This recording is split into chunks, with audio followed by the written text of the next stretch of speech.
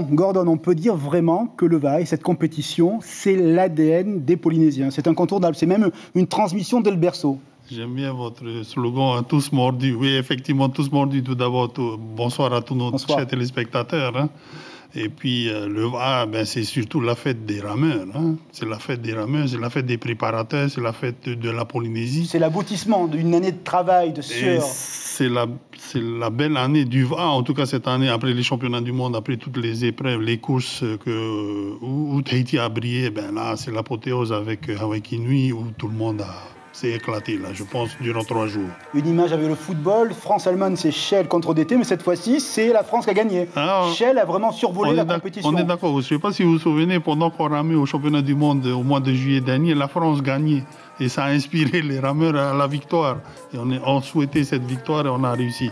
Aujourd'hui, avec Shell, avec EDT, avec OPT et surtout avec les îles, on a eu 3 belles journées de grandes fêtes. On savait que Shell était le favori, mais les rameurs, ils ont dû les chercher la victoire aujourd'hui. Avec 15 secondes ce matin, c'était vraiment rien, un mouchoir de poche. Absolument. Shell était déjà favori les 3-4 dernières années. Et à chaque fois, ils étaient en forme au mois de juillet, du mois d'août. Et au fur et à mesure, 2-3 mois après, ils perdaient un tout petit peu de jus et c'était toujours EDT qui passait devant. Là, ils ont réussi à maintenir une bonne préparation qui leur a permis de faire la différence et de réussir leur grande course de l'année. Alors, comment peut-on expliquer à la fois la suprématie de Shell cette année et la permanence dans le résultat de l'équipe d'EDT? Ce sont les coachs et les techniciens qui font la différence? Je pense que oui. Vous savez, le coach de EDT et le coach de Shell Va'a, c'est-à-dire Riari Mama et David Tepava, qui est encore pépérou sur l'équipage de Shell, ont été, l'ossature de l'équipe de Shell Va'a en 2006, de 2006 à 2010, où ils avaient tout gagné, ils avaient tout explosé.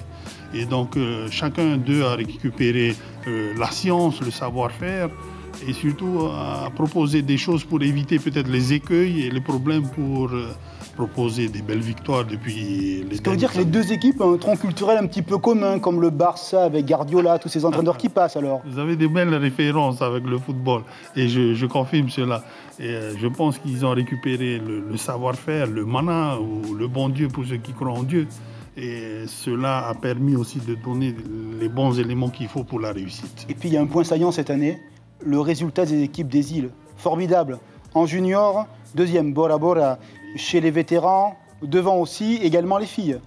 Les filles de Reyatea. Les femmes de Reyatea qui nous font la belle surprise d'arriver deuxième. Et comme vous avez dit, les vétérans de Montréal, bravo à tous. Les hommes de Bora qui arrivent troisième aujourd'hui, oui. Les juniors deuxième qui ont mené la course devant les juniors de DT et qui ils finissent tout. Les îles font partie maintenant de la Hawaii Nui de 2018. Ce qui veut dire que le niveau monte également dans l'ensemble des archipels. Le niveau monte très très haut, mais paradoxalement, le dernier équipage, par exemple, a fait 6 heures aujourd'hui. Les pauvres Italiens, c'est peut-être pas le Barça, mais ils sont quand même arrivés jusqu'au bout sans aucun pépin. Ni la Juventus.